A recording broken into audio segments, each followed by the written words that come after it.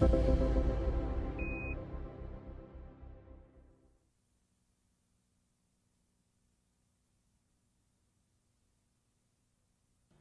is our Canadian payload specialist, Roberta Bondar.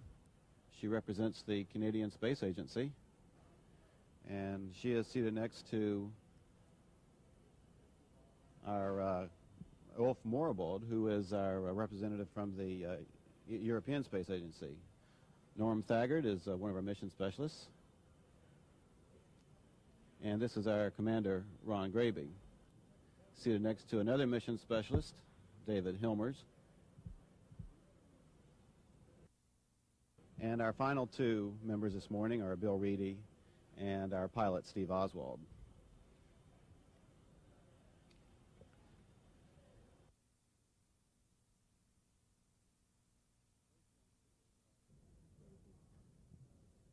First shown here is our commander, Ronald Graby. He will be preparing for his third flight in space this morning. Next to Graby is one of our payload specialists from the European Space Agency, Ulf Merbold. He is a citizen of the country of Germany, and he will be making his second flight into space this morning. Our mission specialist, Norm Thagard, is preparing to make his fourth flight into space today. And our Canadian payload specialist, Roberta Bondar. She'll be the only female on board this morning. She'll be making her first trip into space, but this will be the second for a Canadian payload specialist to fly aboard the shuttle. A fit check of the suits is important to make sure that the crews are not only comfortable, but that the seals around the helmets are adequate. And our mission specialist, Dave Hilmers, who was somewhat of a last-minute addition. He is actually was not assigned to the original crew. He is replacing the late Sonny Carter, who was killed in an accidental plane crash about a year ago. David Hilmers will be making his fourth flight into space today. And our mission specialist, Bill Reedy, making his first flight into space today.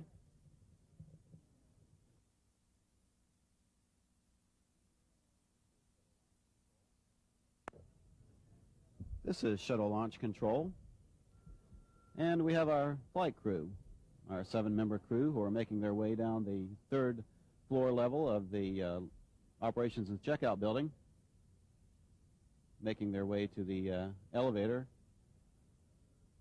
standing by for the other two crew members to come around the corner so they can all ride down the elevator together. And here they come, our 7-member launch team, launch crew, led by Commander Ron Graby and pilot Steve Oswald, mission specialist Norm Thagard, Bill Reedy and David Hilmers, and our two payload specialists, Ulf Merbold and Roberta Bondar. This is shuttle launch control at T-minus 1 hour, 34 minutes and counting.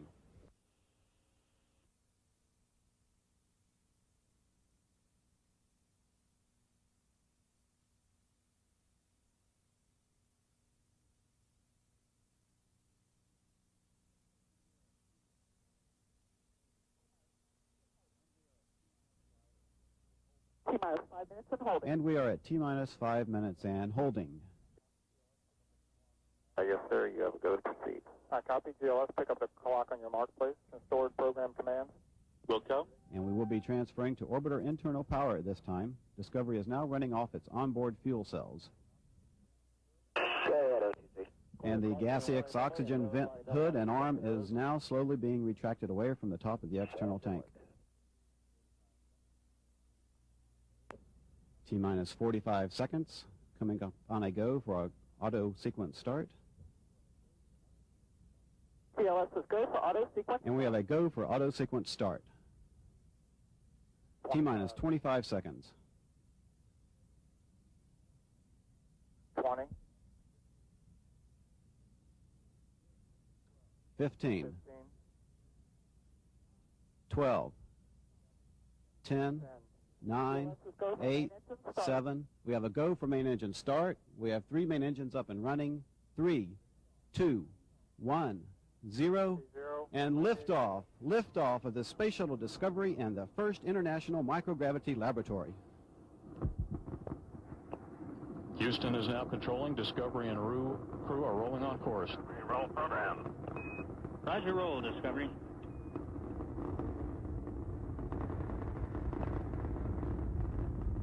Roll maneuvers complete, placing Discovery and crew heads down and on the proper heading. Engines at 100%.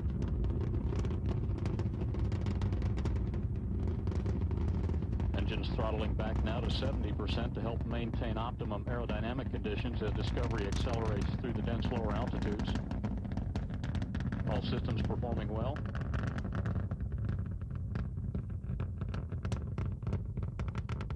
Engines throttled down and performing well. Good hydraulics, good electrical systems. Altitude now 23,000 feet.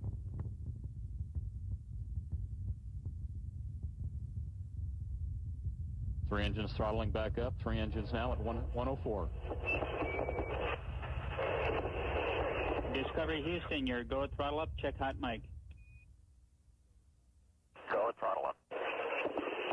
Discovery now traveling at over 1,000 miles per hour. Altitude 65,000 feet. Downrange distance 8 nautical miles. All systems performing well. Time 1 minute 33 seconds. Next milestone in its climb to orbit will be solid rocket booster burnout and subsequent staging at about 2 minutes 6 seconds.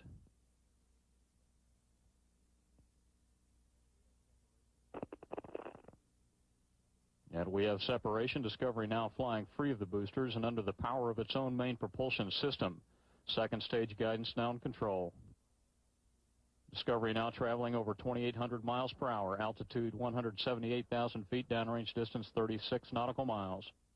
Discovery Houston, performance nominal. First stage. Performance nominal. First stage performance of the main engines and boosters was good. Altitude now 200,000 feet. Downrange distance 47 nautical miles. All systems performing well. Discovery Houston, 2 engine Zaragoza. 2 engines Zaragoza.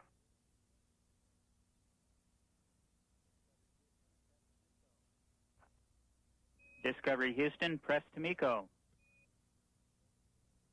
Roger, press to MECO.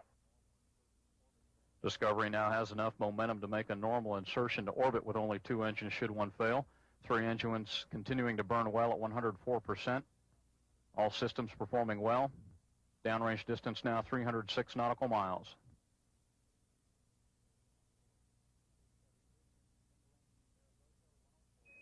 Discovery Houston, single engine Zaragoza, 104. Single engine Zara, 104. Discovery Houston, we see a nominal MECO, no ohms 1 required, and your go for the ET photo DTO.